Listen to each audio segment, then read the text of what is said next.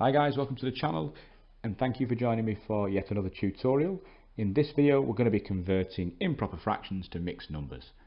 In the previous video we looked at the other way around, converting mixed numbers to improper fractions. If you didn't get a chance to check that out or you want to review it again, there will be a link to it at the end of this video. So let's crack on with this. First of all, we're going to look at it in number form, and then I'm going to illustrate the concept further by drawing a nice picture for you here over on this side. So let's get into it. The easiest way to describe this is actually to treat this like a division calculation, because actually if we write a fraction like this, this actually does represent 11 divided by 4, and that will give us the amount of wholes to be in our mixed number, because if you remember, a mixed number is something that might look a little bit like this. It has a whole number here and a proper fraction here. So it's a mix of whole numbers and proper fractions. Whereas an improper fraction has a numerator that's larger than the denominator. So what we're trying to do is we're trying to work out how many whole numbers there are with the fraction that's left over. So let's write out our 4 times table and we'll find out how many 4s go into 11. Of course, it goes in once, twice. Okay, so we know that there are 2 wholes here, and that leaves us with a remainder of 3, because the difference between 8 and 11 is 3. But what we do here is we write it as 3 quarters, because we're dealing with quarters here. So we don't just leave it as a remainder of 3, we make sure we write it over the same denominator as we started with. So 11 over 4 equals 2 3/4. Now, if you sat there scratching your head, don't worry, I'm going to draw this picture for you now, and it should hopefully become very, very clear for you. So, I'm just going to draw the squares again, like in the previous video, nice and easy to split into 4. Now, I appreciate these are not the best squares, and they're really not split all that evenly, so, you know, they're not a true representation of a fraction, which should be something split into equal sections. So, what we'll do is we will shade in 11 of these quarters here. We've got squares split into quarters and we'll shade in 11. So here we go. There's 1, 2, 3, 4, 5, 6, 7, 8, 9, 10 and 11.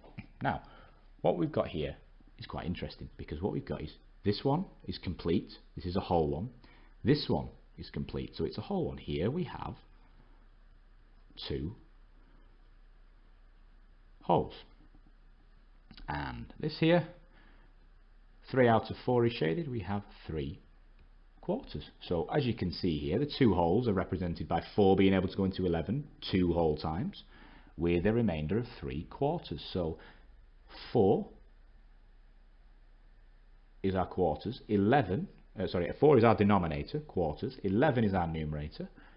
The denominator goes into the numerator twice, with a remainder of 3 quarters. Represented over here, it's 2 whole squares shaded in and 3 quarters left over. One point I just want to make about this is when you're shading in these shapes, just to check, or when you get started, you must shade in the entire shape as I did before moving on to the next one.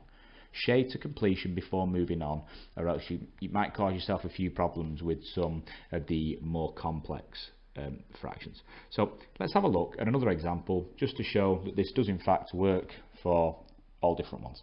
So let's have a look at 8/3. Again, an improper fraction. The numerator is larger than the denominator. So let's write out our 3 times table so that we can find out how many times 3 goes into 8, and we'll go from there. So 3 goes into 8 1, 2 times, can't go up to 9, so we've got 2 whole ones yet again. And the difference between 6 and 8 is 2, and that gives us our remainder of 2. And remember, we write it over the same denominator as here, so we've got 2 and 2/3. Let's have a look at another illustration here to show you just how this works. Our Mercedes badge is on the go, and here we go. So we've got 2 whole ones, so let's shade in the 8/3. So we've got 1, 2, 3, 4, 5, 6, 7 and 8. Now then, as in the last one, we look here and we've got this is completed and this is completed. So these here are our 2 wholes. And this one here is equal to 2 out of 3 shaded, so 2/3. So as you can see, 3's into 8 go 2 whole times with a remainder of 2/3. Done as a picture, shaded in, we've got our 8/3 here, and it's 2 wholes and 2/3 shaded in. If you found this video helpful, please remember to subscribe to the channel. The button is down on the bottom right hand side of your screen.